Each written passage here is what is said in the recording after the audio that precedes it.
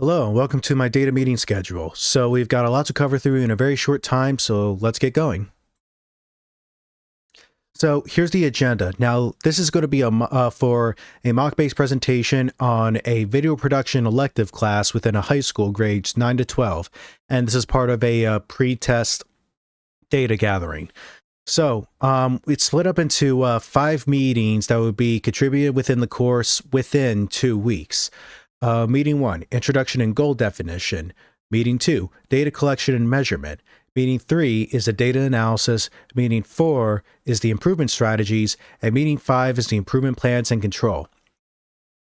The required text materials that are going to be needed for this meeting, in terms of who those participating, we'll get to that in a moment, is lined notebook paper for taking notes, some index cards, which are optional, and number 2 pencils or black and blue ink for the main writing utensil to take notes. So, moving on from here, the main data analyzation goal. Students should have the opportunity to understand how their grades matter in the long run. Their presentation of estimated data plan meetings is meant to oversimplify the process of collecting data from high school students' progress in the course. Specifically, the meetings will take place over the course of 1 week, unless subject to change, because things can come up, Labor Day and other ongoings within the first week of or second week of September. In the beginning of semester, meetings will take place at the end of the day, 3 p.m. to 5:30 p.m. within that time frame, within the first week of the curriculum. The information should cover the goals of collecting data throughout the year. So, here is what there is to entail within the first meeting. Overview. There should be a 15-minute introduction, which is just a general welcome period, and the overview of the data action model, which I'll get towards in the end in the way on how I envision it within a graphical sense. There is a project overview of being 30 minutes, which is the brief description of the video production elective class, the kind of work that's going to be involved, and the kind of work that the students are going to be doing. Being that's an elective class and not part of the core curriculum, the demands aren't necessarily as strong or as high as it's considered with other classes, but if students were to take it, it will affect their GPA all the same. For the work involved within this meeting is that, in terms of taking notes, is that we're defining the stage that's to be set on how we want to appeal within a first impression to the students. And then, just as a general low-key home-based assignments for the instructors, is collect data initial research on student performance within the first period or instance where the class is in session, whether it be within a single class or throughout multiple classes within a given day. And the student workflow, specifically within video production, includes artistic scenery, minimalist music video, a PSA, infomercial, a 5-minute narrative, 5-minute documentary, and a group video with the choice of the types previously mentioned. These are the types of videos that are going to be sent out, that's going to be required of students to complete. In regards of it being sort of like a video essay, or in the limelight retrospect of how it's supposed to be a figurative sense of their completing work. There's going to be 2 quizzes, one on equipment identification, like what's the difference between, say, for example, an XLR or a USB cable, and then there's one video on video terminology, like a difference between a pan and a tilt.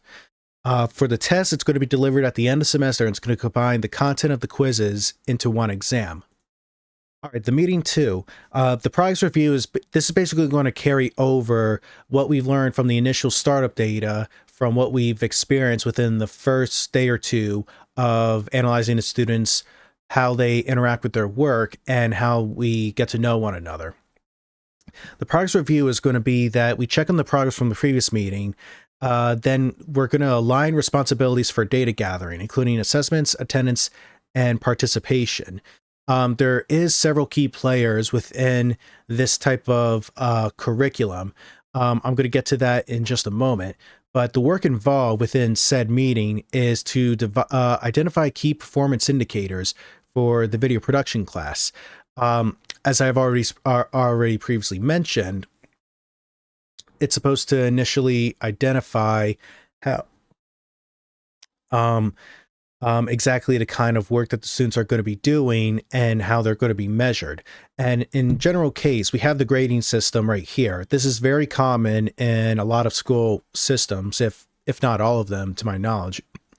And obviously, carrying on from the previous assignment is the assignment for the staff and faculty or the personnel on hand to get in some data collection and metric establishment, making sure that these add up to the type of workflow that's supposed to be meant and proper for the class.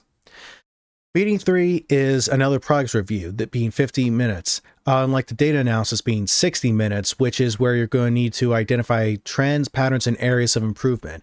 A lot of these can be given within a single class because the first few days are going to be heavy analysis on how the students interact with the computer and how they interact with each other within the given assignments at hand. Obviously, you're going to talk about the objectives and the assessments, and you can analyze the data based on the kind of questions that students might have or how they interact with each other, especially if they actually approach the instructor for any given questions that may not have been previously answered. Now, as for how the grading works is there's 3 sections. There's participation, the quality of work, the quiz and test results, and the delivery of the video assignments. To be more specific, the participation, students must attend every class and avoid missing too many classes. That one's a no-brainer.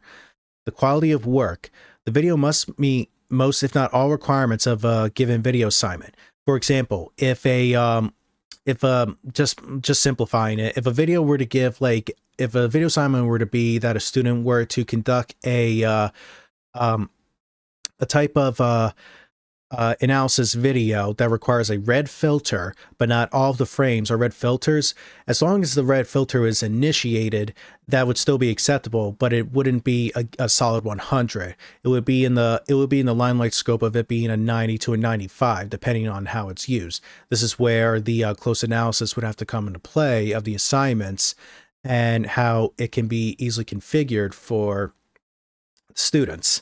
Obviously, you also have the quality of the work, as I've mentioned, and then the video assignments. They need to be delivered properly, and there's usually a certain format on it. Obviously, there does need to be some leeway because of the conversion process, but like most other assignments, it shouldn't really be turned in late. For meeting 4, this is where the progress review is going to come into play, where we need to check on the progress from the previous meeting into this meeting. All these meetings are essentially piggybacking on top of from one another. And here, from when we get our 3 days of observing the students and their work patterns, we can start brainstorming ideas based on the improvement of the data that we collect. For example, students on how they've showed up in the class, how they've conducted their workflow, how often they might have gotten stuck on a certain task, or how often they might have asked questions for a given assignment. They would obviously need to be marked off as part of a critical way to help adjust the class to accommodate all students and make sure that the class flows very fluently. And then the assignment in this case is that the work involved revolves assigning tasks for developing detailed improvement plans. Now, here's what I want to get to in terms of faculty responsibilities. I see that there would be 4 people involved in making a course like this work. There's the instructor, the assistant instructor, the vice principal, and the media specialist or librarian. Obviously, the instructor, they oversee the work and distributes assignments to the students, grade assignments, and provide feedback for said students. The assistant instructor would be attentive of the class and would help students a little bit more directly with their assignments. And considering that there are a good number of classes out there that do have assistant instructors with them, it's obviously because the workload is something that can't necessarily be overseen by a single instructor. Now, the vice principal, this is a little bit more within the limelight of the content of the course itself. They may grant permission for students to operate in certain areas of the school for students to complete their assignments by way of video recording areas outside the classroom.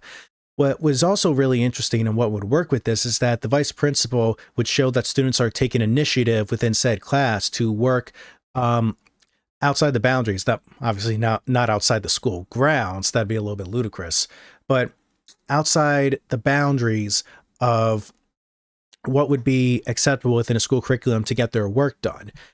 And then the media specialist librarian are those who obviously work in the media center within the set computers.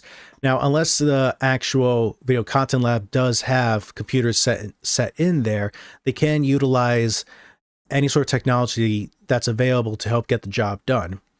And they may offer assistance to students helping in the edit videos and transferring files from their peers to each other and the instructor.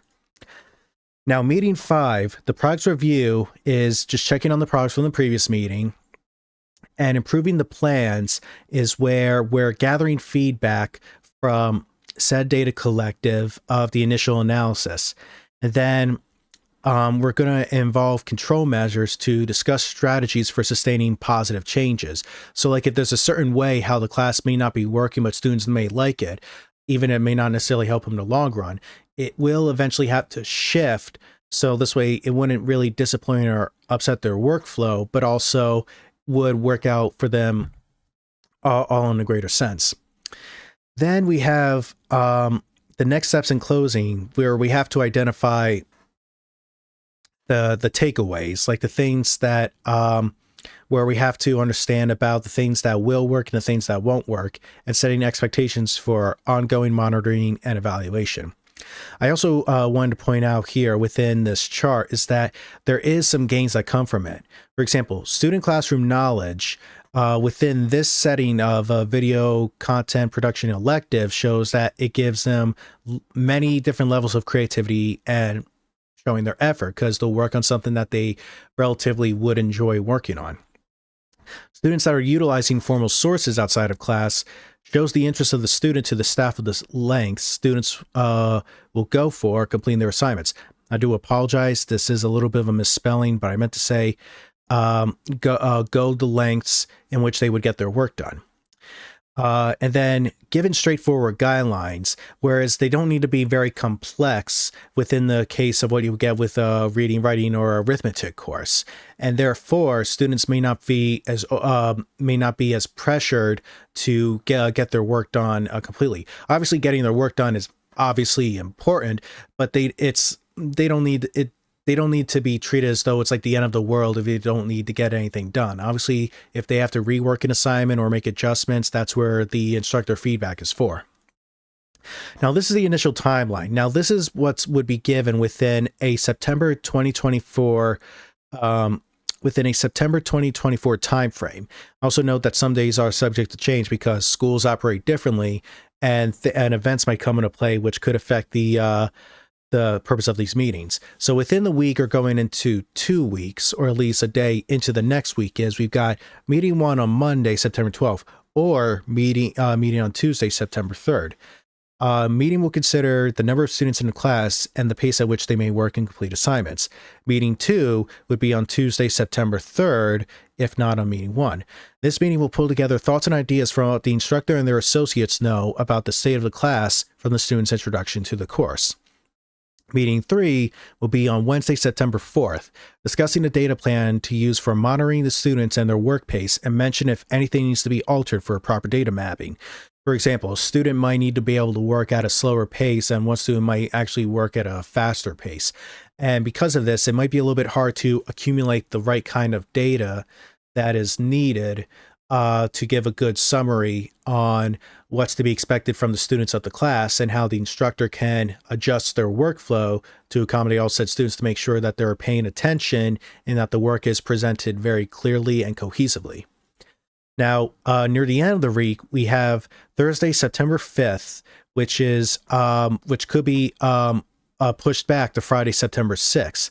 The alternate date is, if it all gets pushed back even more than one day, is the last day would conclude on Monday, September 9th, of meeting 4 and meeting 5, with meeting 5 being the alternate being on Monday, September 9th, which is simply conjuring a helpful plan for the rest of the semester and curriculum. Okay, so with all that said, I'd imagine that within a data flow, it would be something within a limelight or ballpark of this kind of chart, where there's data collection, data analysis, data visualization, and then the initial action. This is something that I've tried to workshop on. It was a template that I used, but I've workshopped it to best fit this type of data model, best fit the data model that I'm looking for to fit in with this class. With this post-meeting review is that there's document meetings and action items. There are to share relevant materials and findings with the team and implement improvement plans to monitor progress, which is very straightforward within the right frames. The schedule will be adjusted based on the actual data available and the specific needs of the video production class. Given the size of the class, if there's a few students versus like a whole lot of students, like say like in the being elective, it could range from something as small as say like 6 to 8 students or something like really big, like 20 students. Some areas of work in the class may need more time to complete than others. Therefore, observing students' work may take more time for collecting data. Encourage collaboration and open communication among team members throughout the process as to accommodate the different workflow of the course. In other words, what I see from this is communication is key. Or hardcore data analysis boils down to communication with peers, both the students, how they feel about the course, which the instructor can take in on how either things need to be altered or changed, and then workshopping it with fellow staff associates to make sure that it works well in the long run. Because ultimately, in the end, we want to have students to have a fun, interesting, captivating, and creative experience with this particular type of course. And this is a little bit more of a linear based model on how you could see action, model, and viewing of how I want this data plan to be, more in the limelight of this data plan. All right, I'm on that. I believe that's all I could say. I hope you enjoy my presentation, and I gave it to my best of my ability. I had to sort of workshop this from my own previous experience working in such a classroom where I've witnessed such data being collected during my time as a student. So I just sort of try to put myself in place of the instructor, and hopefully I made this data flow chart and explanations as accurate as possible. But thank you so much for taking a look at this, and yeah, have a good one.